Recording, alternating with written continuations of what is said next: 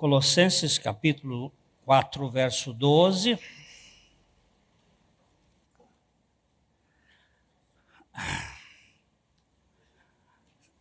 Apaga a luz aqui, aí. Saúda-vos quem? O que significa esse nome Epáfras? Vamos embora dessa terra. 3 domingos seguidos que eu falo esse nome e o significado desse nome. Eu estou dizendo, tem que repetir, trepetir. O que significa esse nome Epáfras? Gracioso. Saúda-vos, Epáfras, que é um de vós, quer dizer, de Colossos, servo de Cristo Jesus, e que sempre luta, agoniza por vós nas suas orações, para que permaneçais perfeitos, plenamente seguros em toda a vontade de Deus. Essa palavra aqui. Para que permaneçais perfeitos, plenamente seguros em toda a vontade de Deus.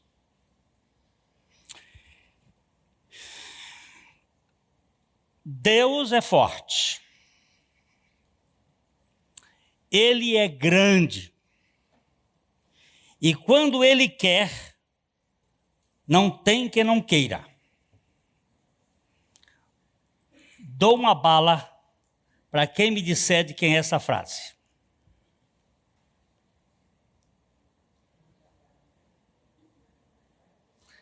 Deus é forte. Ele é grande. E quando Ele quer, não tem que não queira.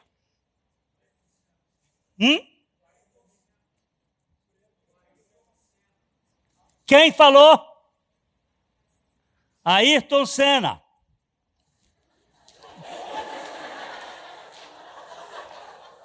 Fica aí, ficou no meio. Ayrton Senna. Deus é forte. Ele é grande. E quando Ele quer, não há quem não queira.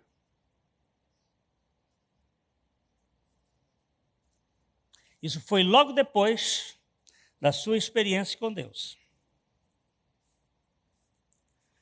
Eu não queria Deus, mas Ele me quis.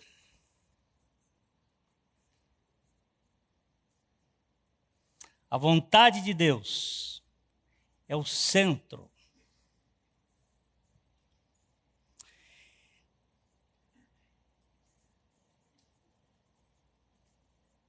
Nada está além do poder do homem, se ele estiver no âmbito da vontade de Deus.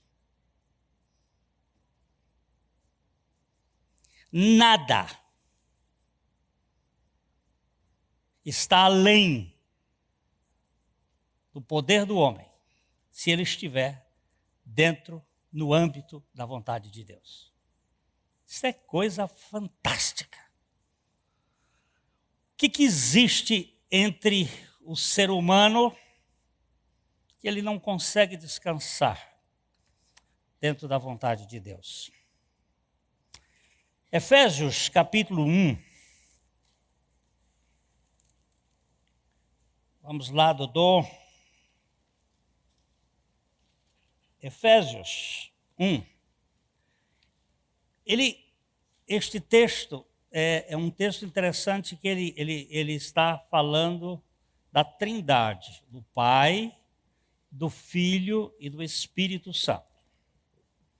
Ele fala que o Pai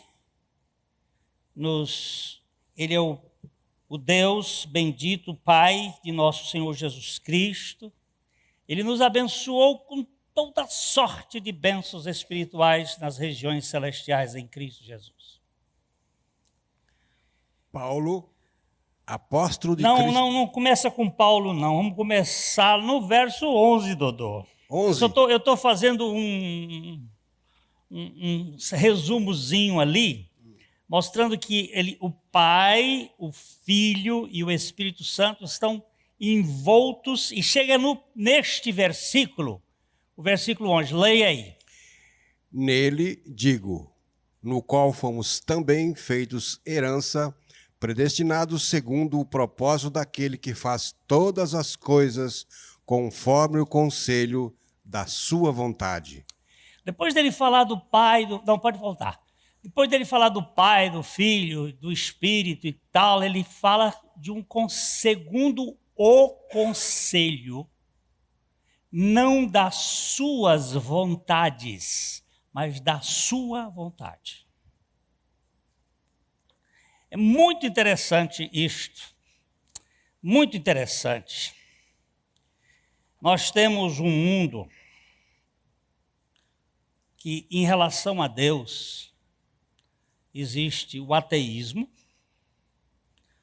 que é uma atitude de incredulidade diante de Deus, teórica ou praticamente, porque, na verdade, se discute se realmente há ateus.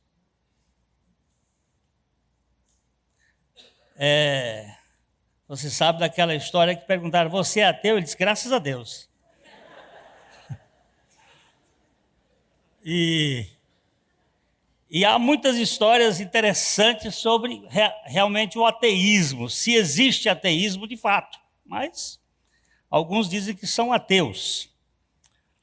Jean Laurent d'Albert, que foi um escritor, filósofo, matemático francês, e que frequentava assiduamente o Palácio de Lorena, ele gostava muito de se exibir, e no momento em que eles estavam tendo uma reunião com cunho espiritual, religioso, ele deu assim aquele ar de snob e disse, eu sou o único neste palácio que não crê em Deus e por isso não o adora. Engana-se, respondeu a princesa. O Senhor não é o único neste palácio que não crê em Deus e nem o adora. Quem são os outros? Perguntou o sábio Jean Laurent d'Albert. São todos os cavalos e os cães que estão nas cavalariças e nos pátios desse paço, respondeu a princesa. Assim, Sua Realeza está me comparando com os irracionais? De modo algum, retornou a princesa.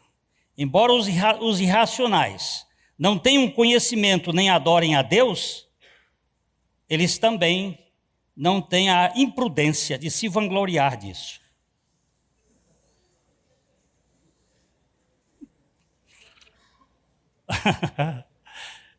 Eles não podem adorar, mas eles não fazem determinadas coisas. Quer dizer, ateísmo parece que não existe de fato.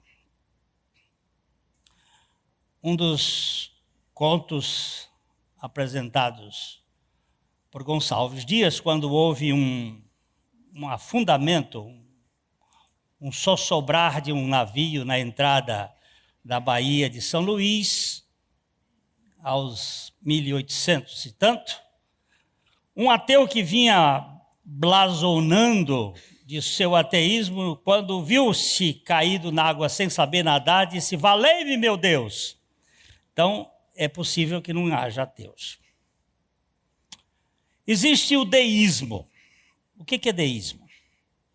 É o sistema ou atitude dos que rejeitam toda espécie de revelação divina e, portanto, qualquer tipo de autoridade eclesiástica e aceitam, todavia, a existência de Deus, destituído de atributos morais e intelectuais, o que poderá ou não haver influência na criação do universo. O que era Deus? Um relojoeiro impessoal que deu corda no relógio. Pode ser que sim, pode ser que não. Deixou lá e ele segue as leis mecânicas. Pode ser uma pessoa, mas pode ser que não seja. Ser uma força, um princípio deísta. Existe aquele outro pensamento que é o panteísmo, a doutrina segundo a qual só Deus é real e o mundo é um conjunto de manifestações e emanações do próprio Deus. Esta caneta é Deus, este copo d'água é Deus. Ou seja, Deus está metido nos espaços intersticiais da matéria. Na flor está Deus, o cachorro também pode ser Deus. É o panteísmo. Deus está em todo lugar e ele é misturado com tudo, com todas as formas. Existe dentro deste panteísmo o acosmismo, doutrina que nega o mundo como realidade independente e considera Deus a última realidade da cosmificação de Deus. Ou o pancosmismo, doutrina que afirma a existência única deste mundo, excluindo-se qualquer entidade que o transcenda. Panteísmo, materialismo. Não existe Deus. Tudo é só manifestação material. E existe o teísmo, doutrina que admite a existência de um Deus pessoal, causador do mundo. Dentro deste conceito, nós temos o monoteísmo, um Deus teísta, causa de todas as causas, trinitariano, que divide-se em 3 pessoas, uníloquo, com uma só vontade. Ele é mono, ele é um Deus pessoal, ele é trino, são 3 pessoas, mas uma só vontade. Por isso nós estivemos vendo o conselho da vontade de Deus, em que são 3 pessoas com um só querer. Este é o grande mistério da relação.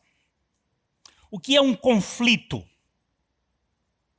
Conflito é a guerra das vontades. Eu quero, você não quer. Pronto, conflito. O que é uma... Deixa eu ver onde que eu botei aqui. O que é uma unicidade? É quando os seres deixam de querer a diferença. O problema das vontades, como é que Deus, sendo trino, pode ter um conselho único? Não tem uma divergência, um não quer uma coisa, outro quer outra. Mas eles não são personalidades. O Deus Pai não é uma personalidade, não é uma pessoa, é uma pessoa. O Deus Filho não é uma pessoa, é uma pessoa. O Deus Espírito Santo não é uma pessoa, é uma pessoa. Quais são as características de pessoa? Pessoa tem que ter inteligência. Se não tiver inteligência, não é pessoa. Cachorro tem inteligência? Tem. Cachorro é pessoa? Não. Ele tem um atributo de inteligência. Precisa ter emoções. Cachorro tem emoções? Tem. Cachorro é uma pessoa? Não. Pessoa tem vontade. Cachorro tem vontade? Não. Cachorro não tem vontade? Não. Como que não tem vontade? Cachorro tem instinto, tem desejos. Vontade é uma capacidade voltada para os seres livres, que podem pensar sobre si mesmos e decidir por causa própria. Dersu Uzala achava que cachorro era pessoa. Se vocês nunca viram esse filme, já perderam parte da vida. Então procurem esse filme por aí, porque o Dersu era muito interessante. É um filme de Kurosawa que mostra um cara que ama a natureza. Você já viu, né, bichinho? Lindo filme, lindo filme. É filme. Não é essas coisas que tem por aí. Muito bem. Deus Pai, Deus Filho, Deus Espírito Santo vivem num conselho, segundo o conselho da sua vontade. Ele faz todas as coisas. Nenhuma coisa foi feita por... Aqui eu quero desse jeito. Não, eu quero daquele jeito. Não, eu quero assim. Não, mas eu não quero assim. Uma das coisas mais bonitas que eu acho é um coral de meninos com a voz do galo a primo canto. Aqueles meninos que ainda não mudaram a voz. E eles cantam em uníssono. Onde uma voz não passa da outra. Nem um coma. É igual. São poucos os corais no mundo que têm essa condição. Há um coral inglês de crianças de 11 anos, de meninos de 10, 11 anos, que é uma afinação perfeita, é uma unicidade que você olha, ouve e você cai o queixo. Não estou falando de polifonia, não. É uníssono. Porque é difícil um coral uníssono. Porque tem uma voz que é um pouco mais acima, o outro um pouquinho mais abaixo. Uma voz que é monótona, monotom. E é cansativo um maestro, conseguir afinar as vozes. É difícil um coral harmônico. Um dos melhores corais do mundo é o coral Mormon, lá de Salt Lake City. Eles cantam com 3.000 pessoas. E é uma perfeição. É um dos melhores corais, o coral dos Mormons. Mesmo na polifonia, a igualdade. Que coisa difícil. Como é difícil você pegar uma orquestra com aquela quantidade de instrumentos de corda, instrumentos de percussão, instrumentos de sopro. Você colocar todos esses instrumentos em ordem. Sabe por quê? Porque normalmente músico é artista. E todo artista é cheio de si. Ele não se submete com facilidade. O maestro Isaac Karabchevsky, fazendo uma palestra uma vez, ele disse que o maestro que não tiver ouvido musical estava perdido dentro de uma orquestra. Sabe por quê? O músico, para testar se ele é bom maestro mesmo, ele desafina um cantinho, um coma só. E o maestro está aqui regendo, mas o ouvidinho dele tem que estar, De repente ele, para. Segundo violino, o senhor está desafinado. A nota que nós estamos afinados aqui é em Lá. Lá onde o senhor está tocando não está.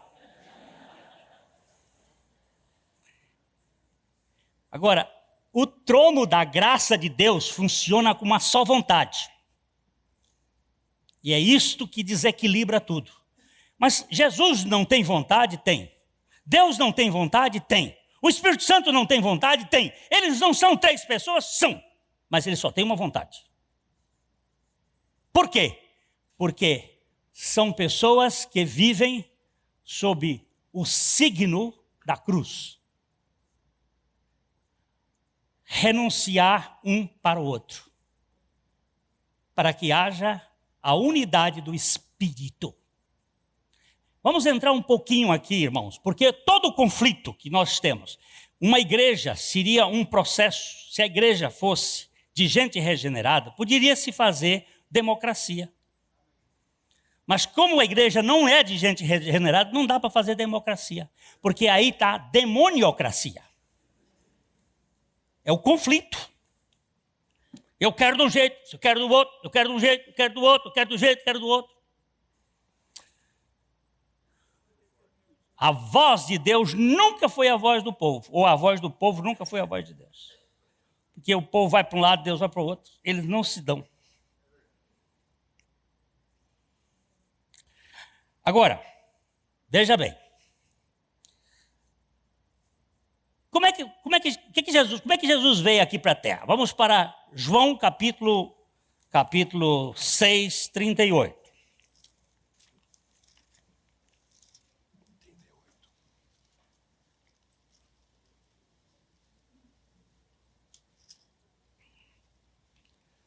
João 6, 38.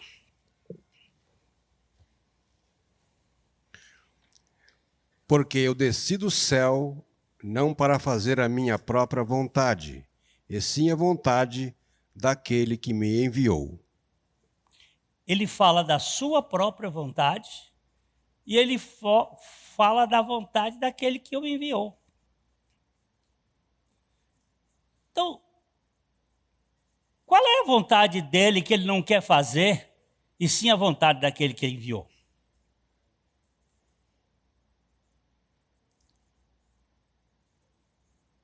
Como é que Jesus vivia? Um palerma? Um despersonalizado? Um bêbado? Ele diz assim, porque eu desci do céu, não para fazer a minha vontade, mas a vontade daquele que me enviou. O que isso representa? O que isso significa? Significa que ele é um despersonalizado?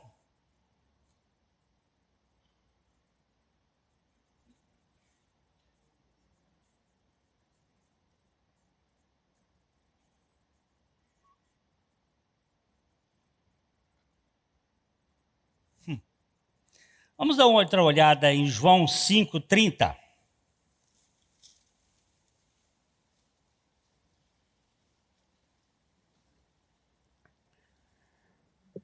Eu nada posso fazer de mim mesmo, na forma porque ouço, julgo. O meu juízo é justo, porque não procuro a minha própria vontade, e sim a daquele que me enviou. O que foi que Jesus Cristo fez com a vontade dele? Na sua encarnação e também na sua eternidade. Ele depositou a vontade dele dentro da vontade do Pai. Eu quero livremente fazer de boa vontade a tua vontade, para que a tua vontade seja livremente a minha vontade de boa vontade. Eu rendo a minha vontade a ti, ó Pai, para que a tua vontade seja a minha E o pai, elegantemente, diz assim: filho, eu quero que a minha vontade seja a tua. Para que tu sejas completamente livre em fazer a minha vontade como a tua e a tua vontade como a minha.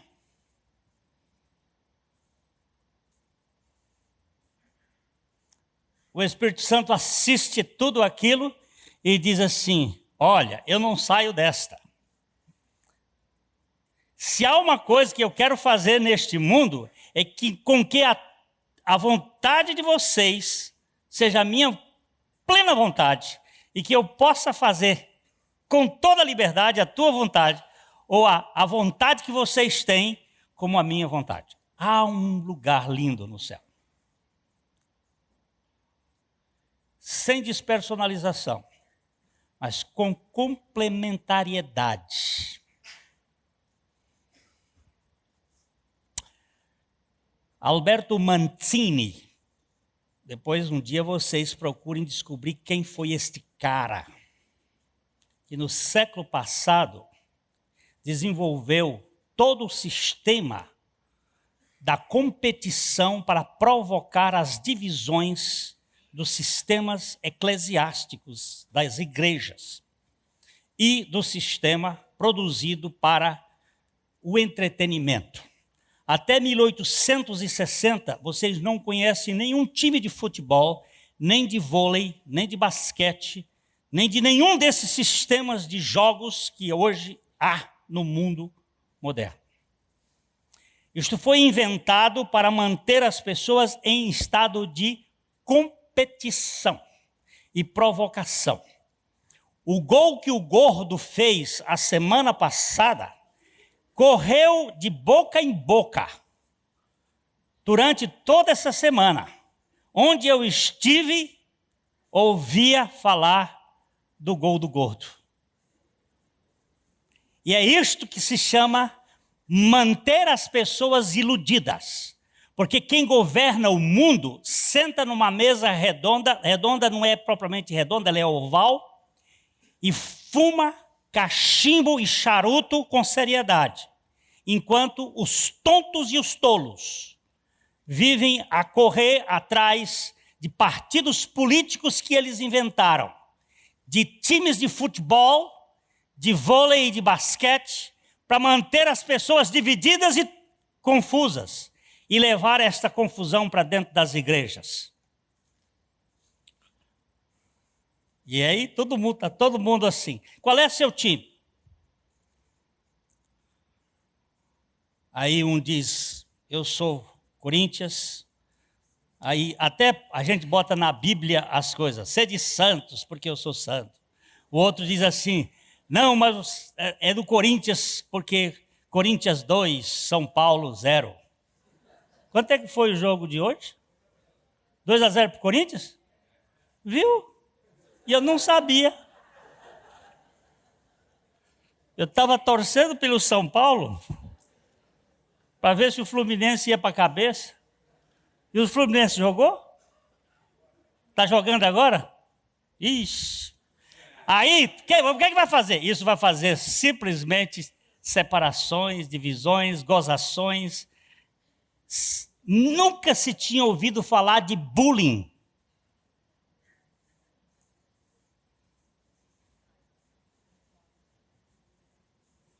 Mas hoje nós vivemos na cultura do bullying.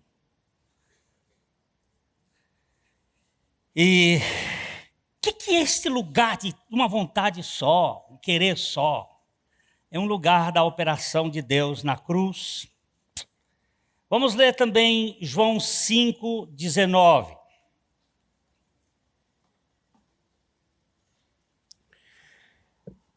Então lhes falou Jesus: em verdade vos digo que o Filho nada pode fazer de si mesmo, senão somente aquilo que vir fazer o Pai, porque todo o que este fizer, o Filho também semelhantemente o faz.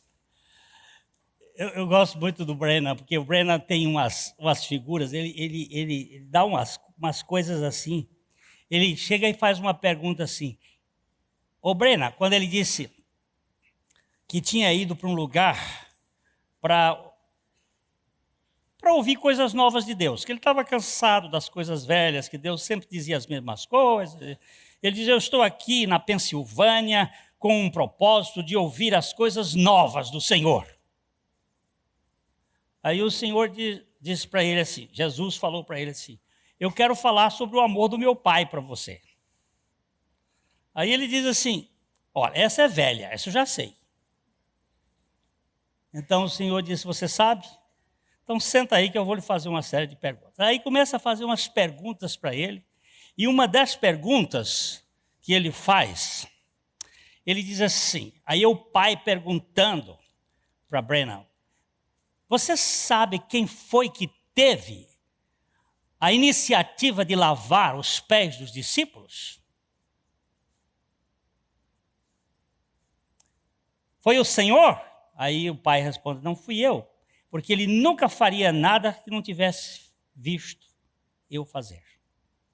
E ele pega e diz assim, você pensa que Deus está sentado lá em cima de um trono como juiz julgando e ele não se interessa por você com a bacia e com uma toalha para lavar seus pés? Esse conceito que você tem de Deus é um conceito despótico. O Deus da Bíblia é um Deus que chora. E ele até levanta uma questão muito interessante. Você se lembra que naquele dia, quando Abraão levantou o cutelo para sacrificar o seu filho Isaque, o anjo segurou a mão dele e não deixou que ele fosse imolado? Mas no dia que meu filho foi para a cruz, nenhum anjo.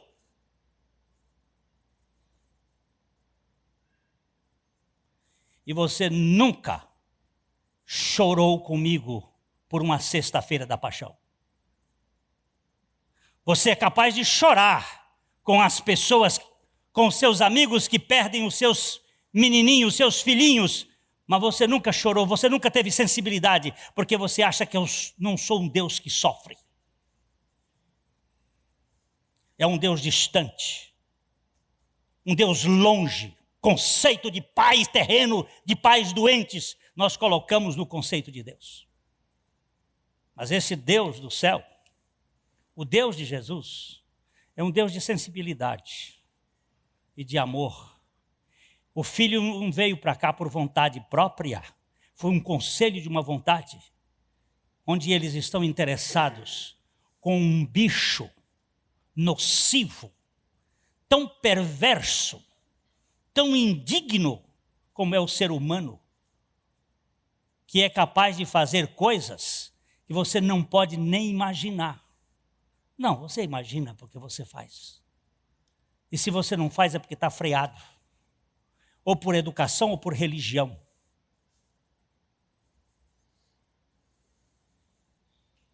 Se você pensa que eu sou melhor do que Hitler, você está muito enganado. E se você pensa que você é melhor do que eu, você está muito enganado.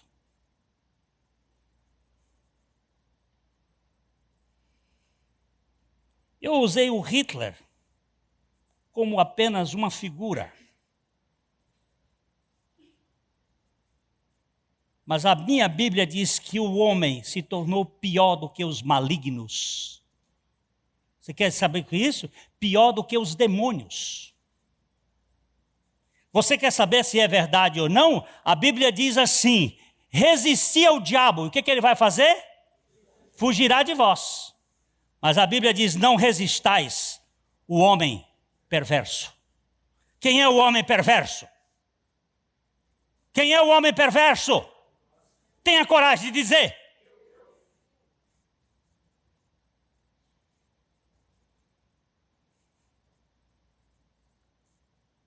Mas eu não sou, Glênio. Eu quero ficar longe de você.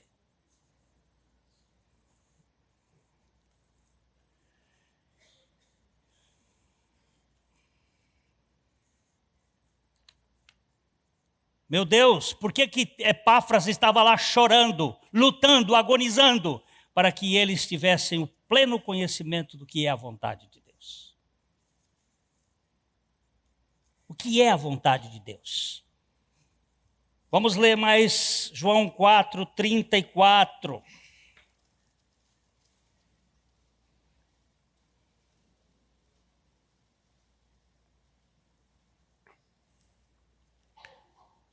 Disse-lhes Jesus, a minha comida consiste em fazer a vontade daquele que me enviou e realizar a sua obra. Que obra é esta que ele veio realizar? Não é a obra de Cristo? É. E a obra de Cristo de quem é? Do Pai. E a obra do Pai de quem é? Do Espírito. Jesus estava conversando com uma mulher samaritana, batendo um bom papo. Os discípulos chegaram, ficaram escandalizados. Como é que este homem, judeu, está falando com essa mulher samaritana? Ele ficou louco?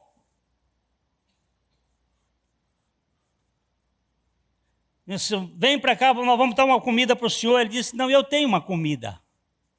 Eu tenho uma comida para comer. Meu cardápio é fazer a vontade daquele que me enviou.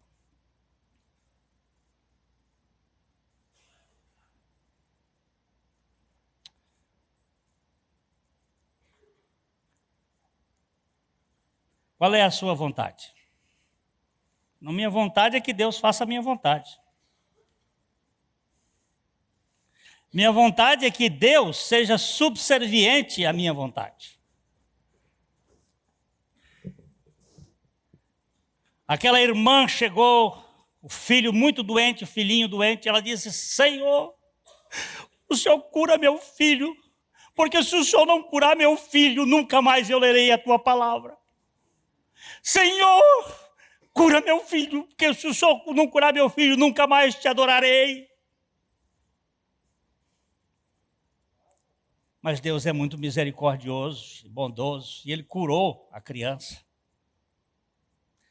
Quando ele completou 20 anos, ele foi levado para ser enforcado. Por causa de crimes bárbaros. E ela fez uma oração que está registrada assim: Senhor, me perdoe, porque tu sabias todas as coisas.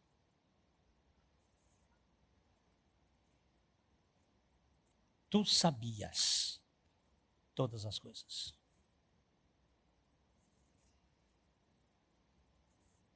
Nós queremos ensinar Deus a ser Deus. Nós, às vezes, estabelecemos para Ele o que Ele deve fazer. Eu comecei a observar como eu tenho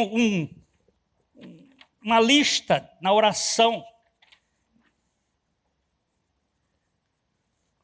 Família, a igreja, Londrina, o Paraná, o Brasil, o mundo, e tenho nestes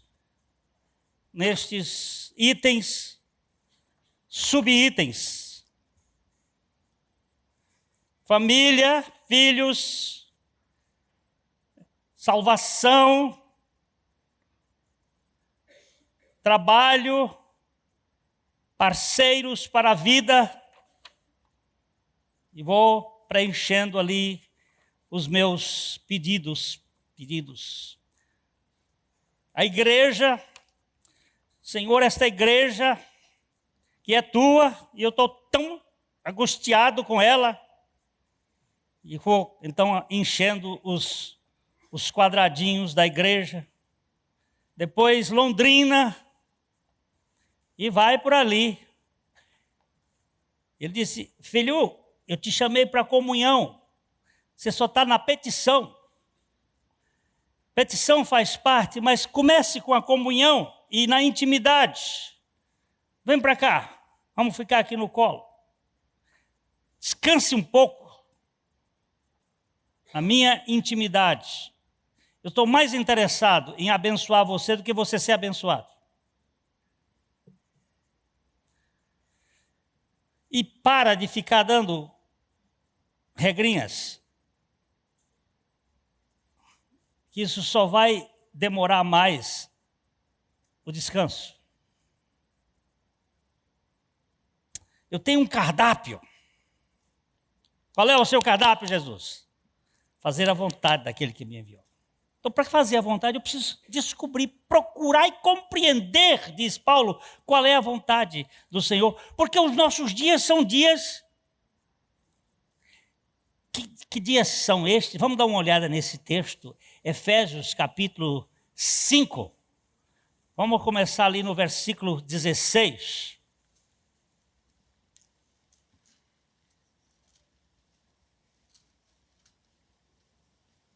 Usando bem cada oportunidade, porquanto os dias são... E o verso 17? Por esta razão, não vos torneis insensatos, mas procurai compreender qual a vontade do Senhor. Procurai compreender, procurai entender qual é a vontade de Deus. Vou dar pouquinhos minutos aqui. Como é que a gente deve orar?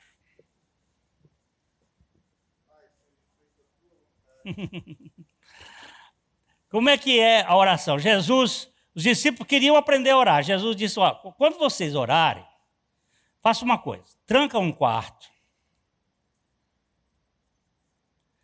fica quieto lá dentro. Seu pai que vem em secreto vai recompensar você.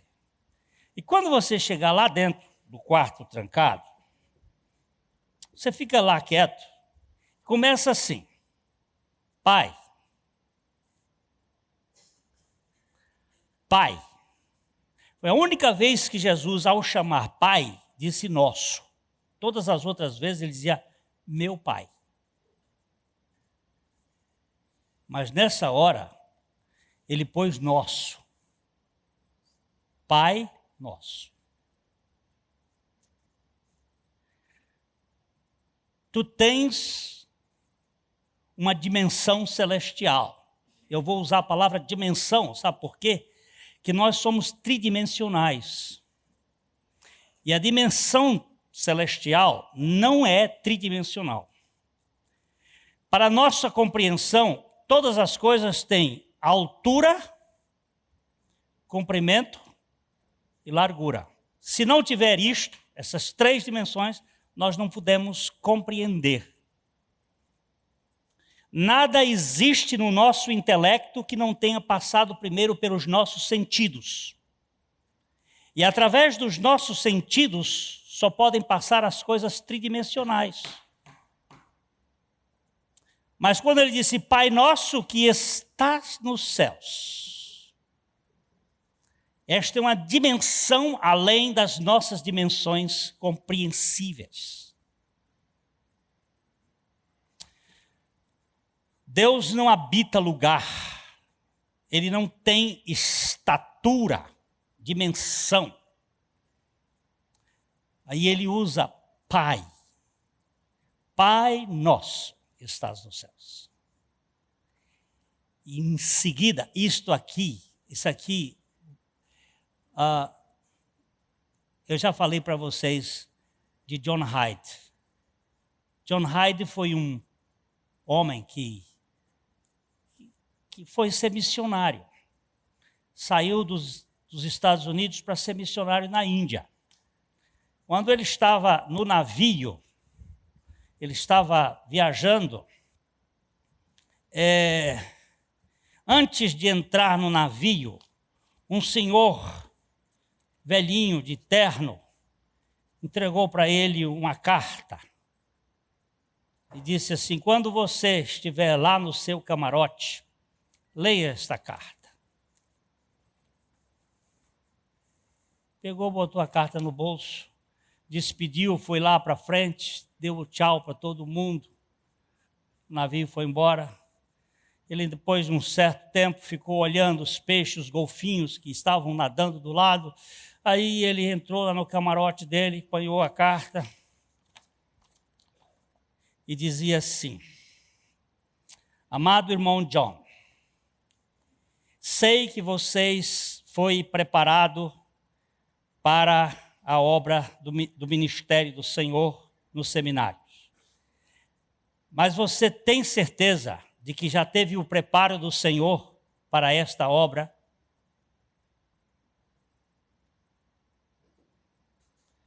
Busque na presença do Senhor, porque este não é feito em seminários. Quem é esse idiota? Um velho tosco.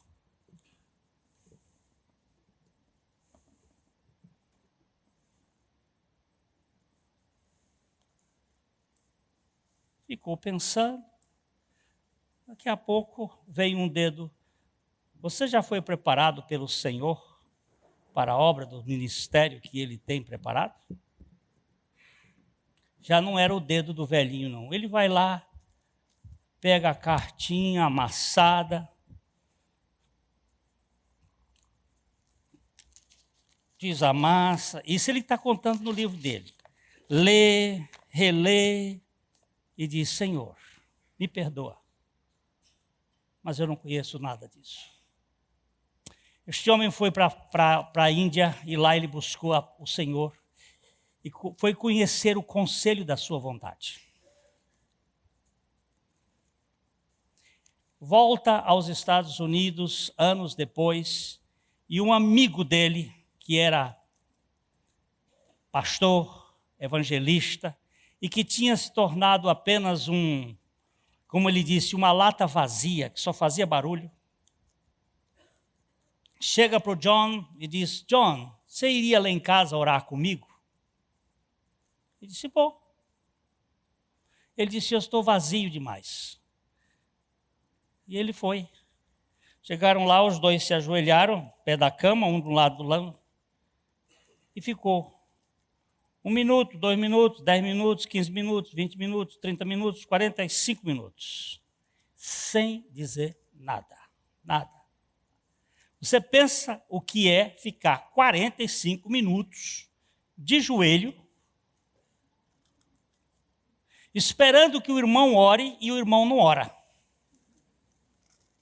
Você imagina o que é 45 minutos, o outro estava olhando de relógio. Para dizer que é 45, ele estava lá olhando.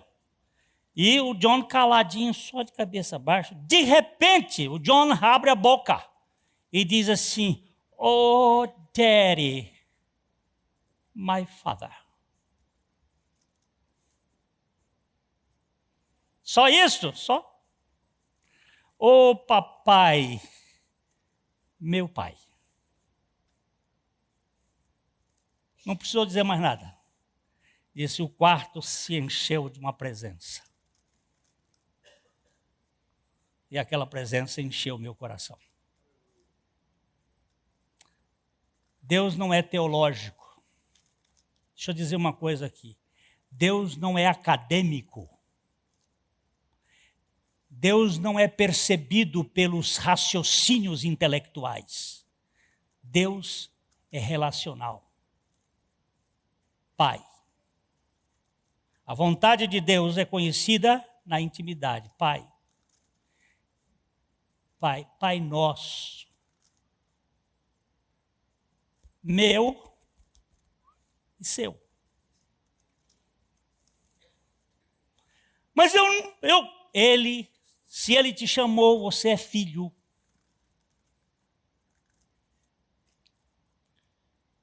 E ele é pai que sabe como corrigir o filho a quem ele ama. Eu tenho olhado, olha gente, eu estou escrevendo um livro e tá me mexendo muito, porque eu escrevi esse livro em 2002 e ele não foi, agora está voltando, mas... E eu comecei a ouvir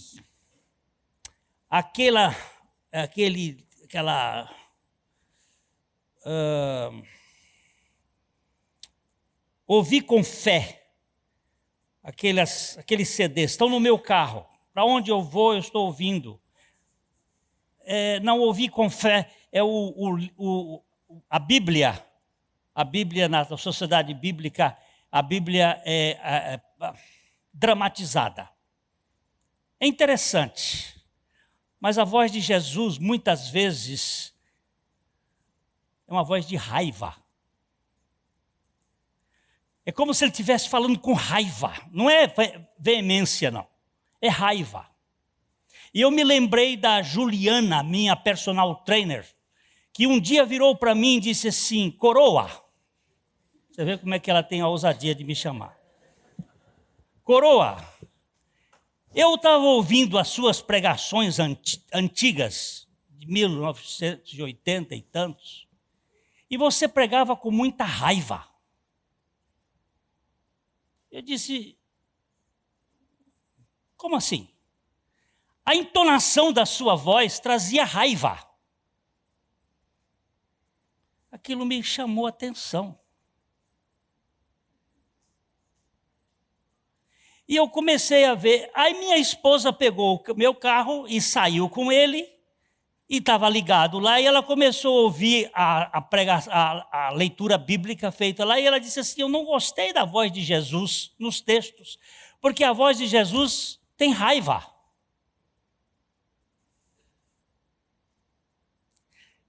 Você sabe que você transmite aquilo que você está sentindo. E se você não é amado, você transmite esse sentimento na sua voz.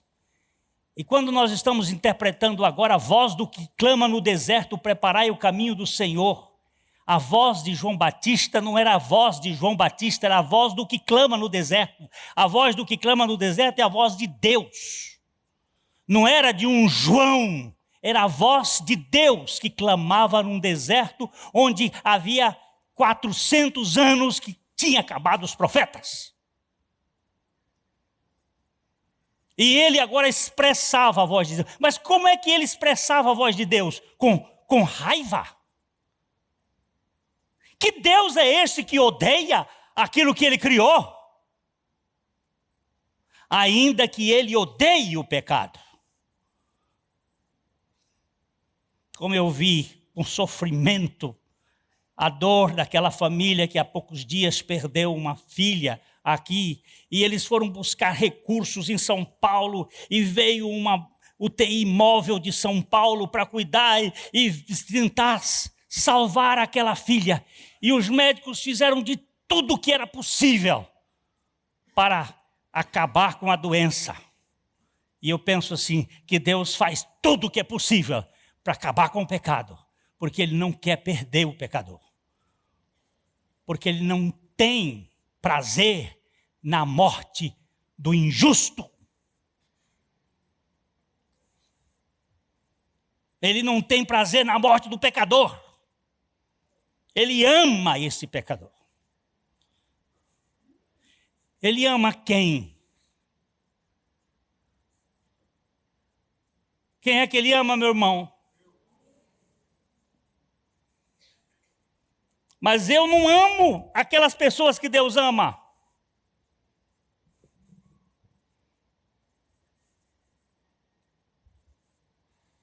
O conselho da sua vontade. Queria terminar com esse versículo do Salmo 143, verso 10. Eu pensei que eu ia acabar hoje. A 177ª mensagem, pensei que ia acabar hoje. Ensina-me a fazer a tua vontade, pois tu és o meu Deus. Guia-me o teu bom espírito por terreno plano. Sabe quando é que Davi escreveu esse salmo aí? No dia que ele estava fugindo de Absalão. Absalão queria comer o fígado de Davi. Queria matar o pai. E ele começa a fazer um choro. E chega nesse versículo, ele diz: ensina-me a fazer a tua vontade. É por isso que na hora que ele deu a ordem para Joabe, ele disse: cuida de Absalão e não o faça nenhum mal.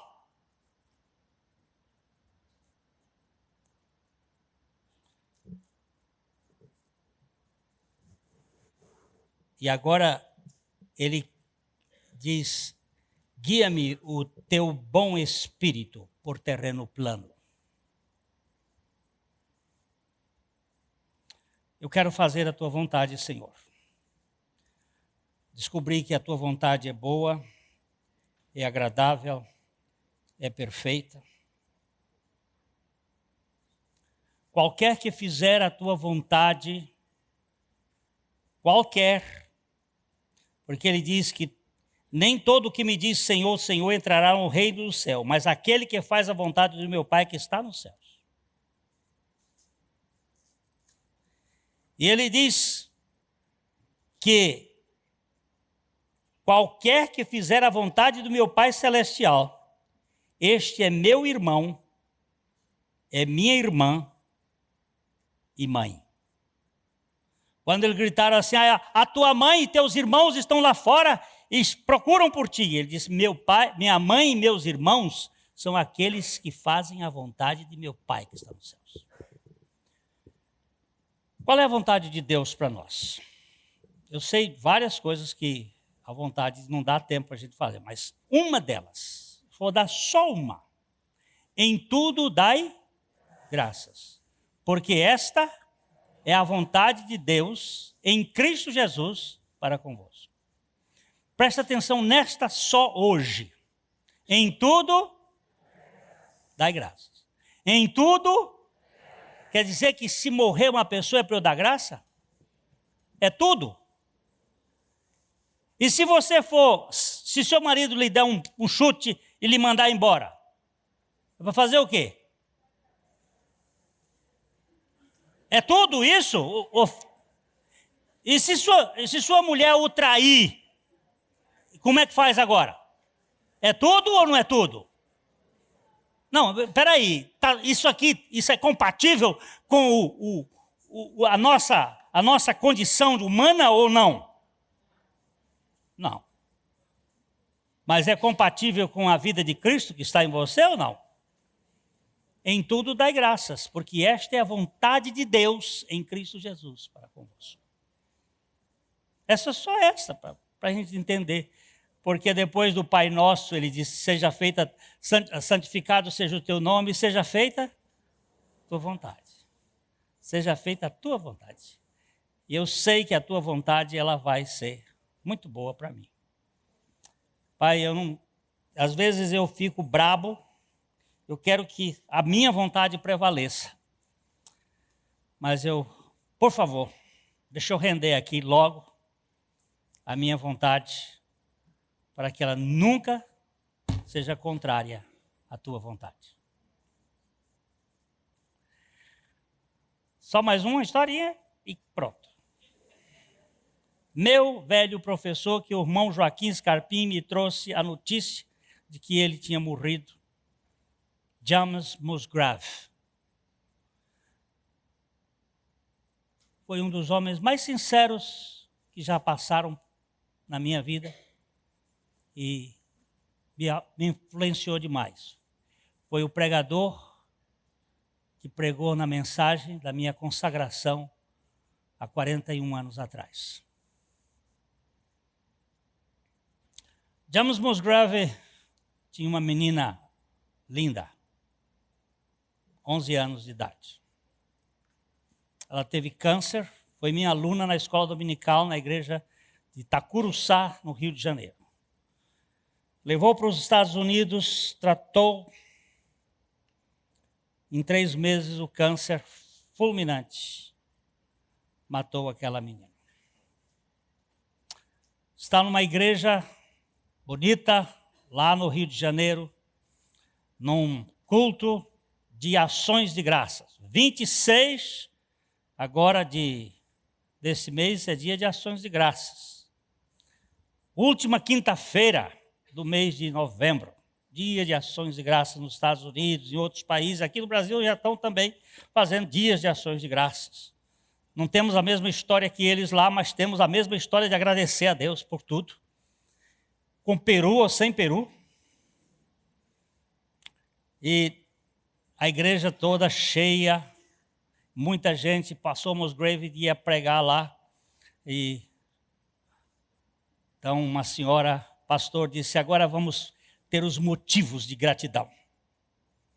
Uma senhora levantou-se lá e disse, eu quero agradecer, meus irmãos, porque este ano foi um ano de muita vitória. Eu tinha um marido bêbado. E eu orei ao Senhor. E eu orei com muita fé. E o Senhor curou, libertou meu marido. Hoje ele está aqui na igreja. É uma pessoa salva. E todo mundo, aleluia, aleluia, aleluia. Levantou-se outra senhora e disse, eu quero aqui agradecer a Deus, porque eu tinha um filho drogado, deu muitos problemas. Eu orei ao Senhor, e o Senhor curou, libertou meu filho. Hoje ele está aqui, salvo por Jesus Cristo. Aleluia, aleluia, aleluia. E cada um contava caso, mas Musgrave sentado ali, ele levantou-se e disse, eu quero louvar ao Senhor de todo o meu coração, com todas as veras da minha alma, porque eu tinha uma filha linda, linda que não podia ser mais linda, e ela teve um câncer no cérebro, e eu orei ao Senhor com todas as forças da minha alma, e o Senhor a levou. E Ele é soberano e absolutamente digno de toda adoração. Quem falou mais daqui para frente, meu irmão? Quem contou mais um pio? Sabe por quê? Porque nossas gratidões são favoráveis à nossa vontade. Se for do nosso jeito, então eu dou graças. Mas se for do jeito dele. Só que essa gratidão à minha vontade não é a gratidão em tudo dar graças, porque essa é a vontade de Deus em Cristo Jesus para convosco. Que o Senhor nos faça conhecedores da sua vontade. Ela é boa, ela é agradável, ela é perfeita. E que o Senhor nos dê a libertação dos nossos conceitos medíocres de religiosos que querem mandar na soberania de Deus. Este Deus maravilhoso que se deu ao mundo, que se fez carne, que tomou a nossa causa, que morreu a nossa morte, que ressuscitou para nos fazer filhos. Disse assim, vocês, quando se reunirem, vocês lembrem-se sempre, eu sei que vocês têm possibilidades de se esquecer.